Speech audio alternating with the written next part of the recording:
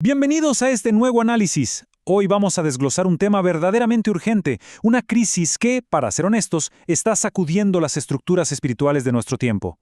Vamos a explorar qué pasa exactamente cuando esos líderes en los que se ha depositado una confianza absoluta terminan fallando. Es un colapso tremendo de figuras humanas, sí, pero también vamos a ver cuál es la respuesta histórica frente a todo esto. Así que, sin perder más tiempo, arranquemos. Bien, entremos de lleno en esto con una pregunta que la verdad es devastadora. ¿Qué sucede cuando el líder principal, el pastor o la figura de autoridad experimenta una caída moral o pública? Porque, piénsenlo, el terremoto no solo derriba a la persona que está en la plataforma, sino que hace temblar los cimientos de todos los que lo seguían. Nos revela de golpe el enorme peligro de poner todo el peso de nuestra confianza sobre hombros humanos. Y la cosa no termina ahí, porque ¿qué sucede cuando un movimiento entero se desvanece? La historia nos ha demostrado una y otra vez que, cuando la vitalidad de un grupo depende exclusivamente del carisma de una sola persona, el entusiasmo se evapora rapidísimo. Y claro, esto deja a miles literalmente a la deriva, preguntándose si todo en lo que creían era real o si fue solo un espejismo temporal. Pero quizá lo más grave es esto. ¿Qué pasa cuando la institución, esa misma que fue diseñada para ser un refugio seguro, termina deformando el propio mensaje para proteger su poder o cuidar ciertas reputaciones? Este es exactamente el patrón destructivo que necesitamos diseccionar hoy. Es ese momento crítico donde se comprometen los principios básicos y la estructura simplemente deja de ser un faro de verdad. Y esto nos lleva a lo que podemos definir como una verdadera tragedia moderna. Estamos hablando de una estructura espiritual que colapsa simplemente porque la fe de la gente estaba conectada a una personalidad en lugar de estar cimentada en Cristo. Es un diagnóstico duro, lo sé, pero sumamente esclarecedor. Cuando la fe se adhiere a un individuo, cualquier falla en esa persona hace que todo el sistema de creencias se venga abajo. Es literalmente como intentar construir un rascacielos sobre pilares de arena. Simplemente no va a aguantar. Ahora, lo que resulta realmente interesante de este punto es cómo podemos identificar las señales de alerta exactas de este culto a la personalidad. Primero, presten atención a esto. Cuando las plataformas se convierten en púlpitos, o sea, cuando el show y el escenario importan mucho más que el mensaje en sí. Segundo, cuando ciertas celebridades religiosas se vuelven la referencia doctrinal máxima, por encima de los textos sagrados. Y tercero, cuando las emociones del momento se usan como la prueba definitiva para establecer qué es verdad. Son síntomas clarísimos de una crisis profunda. Pasemos entonces a nuestra primera sección, el eco de la Reforma, una respuesta histórica al colapso. Porque miren, cuando los reformadores históricos se enfrentaron a la corrupción desenfrenada de las instituciones de su propia época, su reacción fue fascinante, totalmente contracultural. Ellos no hicieron campaña diciendo, bueno, pongamos a mejores hombres en el poder y problema resuelto. No, ellos entendían perfectamente que la fragilidad humana era el problema de raíz. Su gran respuesta fue recordarle al mundo una premisa vital. La verdadera iglesia no se sostiene sobre hombres que fallan. La base estructural no puede ser humana, debe ser la persona de Jesucristo. Y esto ilustra de manera brillante un contraste monumental. Piénsenlo.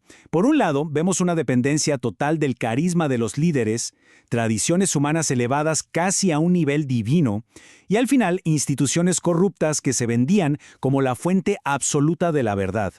Pero por el otro lado, tenemos la contundente respuesta histórica, Solus Christus, que significa solo Cristo, y sola Escritura, que declara que las Escrituras son la autoridad suprema y suficiente.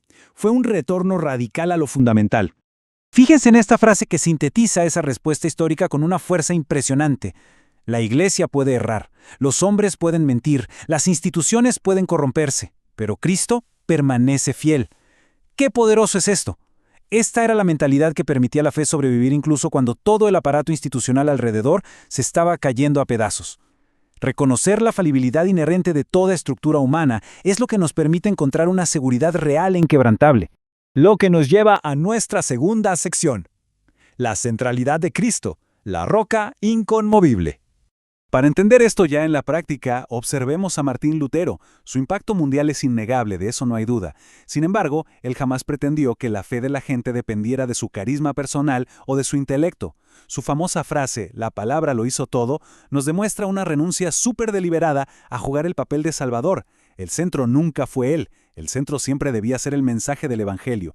Y vaya que este es un antídoto perfecto contra la vanidad que a veces vemos en el liderazgo moderno. Por su parte, Juan Calvino aportó un análisis que es casi irónico pero súper agudo. Él decía que el corazón humano es, por naturaleza, una fábrica de ídolos. Y tiene toda la razón.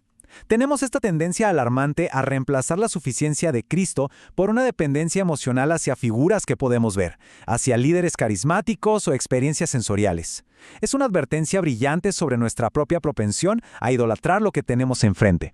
Entonces, el punto crucial es este. La solución a toda esta crisis de liderazgos caídos no es salir a buscar a un líder humano que sea perfecto, porque la verdad no existe. La verdadera seguridad no puede descansar en la impecabilidad de hombres caídos, porque todos fallamos. Tiene que descansar exclusivamente en la fidelidad constante del Hijo de Dios. Para que una estructura sea verdadera y resistente, tiene que edificarse sobre una roca que no se mueva, y definitivamente no sobre reputaciones humanas que pueden destruirse en un instante.